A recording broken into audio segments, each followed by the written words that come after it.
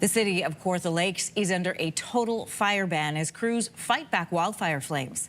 Hot and dry weather conditions and leftover debris from an ice storm are adding to the difficult task of fire containment. We're afraid to even cut trees down because you might get a spark from the chainsaws, and hard to clean up from the last natural disaster, which was the ice storm. Well, that's just how dry it's been. No evacuation orders have been sent out yet, but officials are urging residents to prepare an emergency kit just in case. Doug Elmslie is the mayor of the city of Kawartha Lakes. He's our guest this morning. Thanks for being here. Thank you. Mayor, first of all, tell us, what are you seeing in your region? Well, I'm staying out of the area because it's what we're advising people to do, but I do get reports on what is going on. We don't have an update this morning yet. That will come in a couple of hours' time. But as of last night, there was no change to the situation, and that's because we've had no rain. Our crews are on the scene. We have two fires in the area, one near Burnt River, which is in our northeast quadrant, and one near Kirkfield, which is in what I would call the northwest quadrant. The one in Burnt River, we believe we have it contained. It is not considered under control.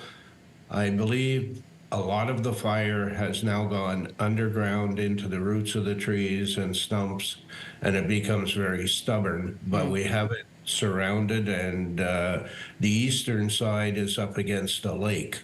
The Kirkfield fire is more problematic for us because it's in a more residential area, and there are farms and other activities in the area. So farmers, of course, are worried about their livestock, and some have moved their livestock.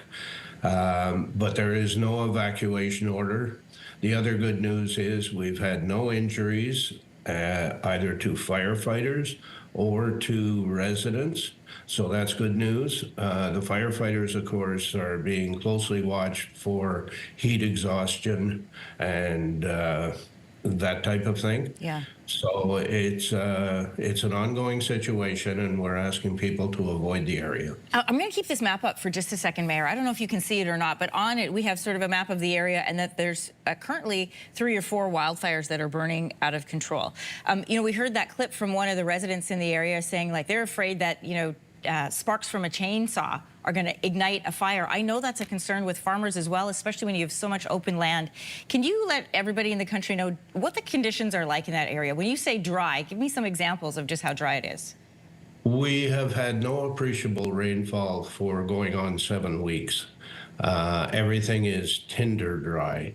And as was pointed out, we had a serious ice storm at the end of March, and it brought down a lot of the crowns of the trees, and it brought down a lot of branches, which are on the ground. It's like kindling. A problem to get into.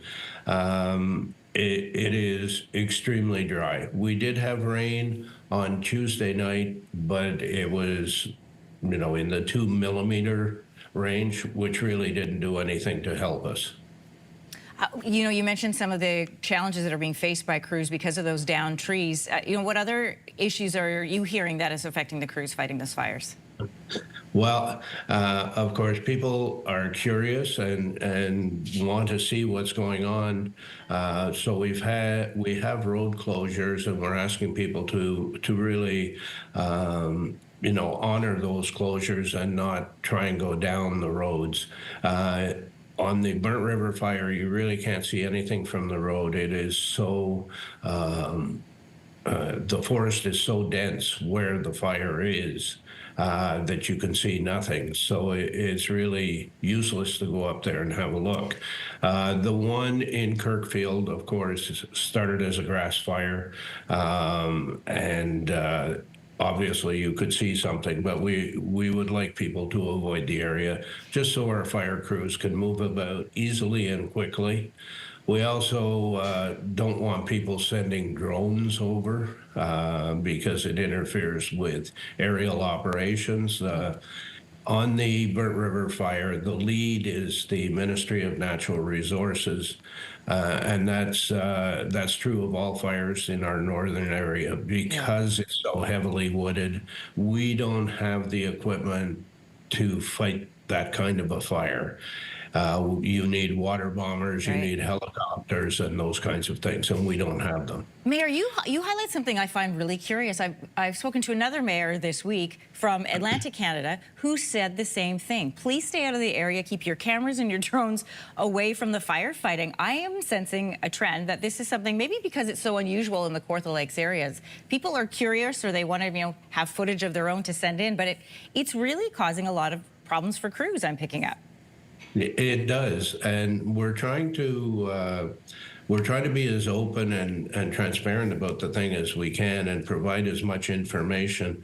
We're doing a Zoom with as much media as possible every day, and we do updates, and we try and provide aerial shots of our own that the ministry provides us with, so that news outlets and shows such as yours have information and also have pictures that they can show, because of course you're a very visual media. Yes, we like pictures and television, but only when they're taken from a safe distance and not in the way of fire crews.